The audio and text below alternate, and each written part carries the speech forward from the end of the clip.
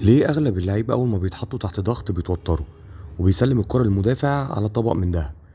ازاي تقدر تخلي اي مدافع يندم انه فكر يقرب منك؟ الفيديو ده هيغير طريقة لعبك للأبد.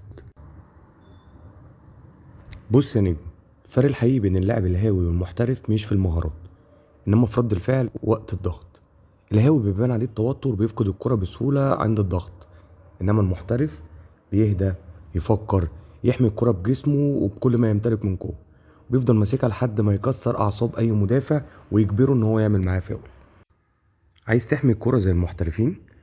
اول خطوة، انزل بجسمك واتني ركبتك، خلي مركز ثقل جسمك واطي، واتكئ على المدافع بجسمك مش بايدك.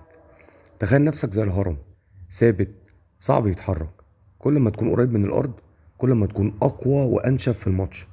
افتكر دايما، الحماية مش معناها ان انت توقف الكورة تحت رجلك، الحماية معناها ان تلمس الكورة لمسات سريعة والمدافع ما يقدرش يمسكك، لانك بتخليه دايما مقيد بحركتك انت. خدعة هازارد بسيطة بس مميتة. دايما حط جسمك بين المدافع والكورة وخليه يتزنق، لو لمسك فاول ليك، ولو بعد عنك فانت اخدت مساحة وكملت المسافة للمرمى.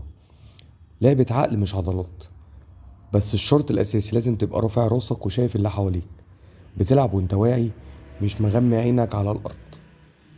درب نفسك انك تتحكم في الكورة وانت باصص لقدام، العب بكرة تنس، درب بيها من غير ما تبص في الارض. حط تحدي لنفسك ان قبل ما تستلم هتعمل سكان وتشوف زمايلك فين، وهتشوف الخصم فين، وهترتب المكان اللي انت هتجري فيه. انت القائد وانت اللي بتتحكم في رتم المباراة. لو قدرت تتقن الحاجات دي، مش بس هتحمي الكورة، لا انت هتبقى اللاعب اللي كل الفريق بيعتمد عليه. لو عايز تدريبات تخليك ازاي تتحكم في الكورة، اكتب لي في التعليقات كلمة بادي تو بادي وانا هنزل لك برنامج للتدريبات. لو وصلت لحد هنا ما تنساش تعمل سبسكرايب وتشير الفيديو ده مع أصدقائك عشان دعمك بيفيدنا.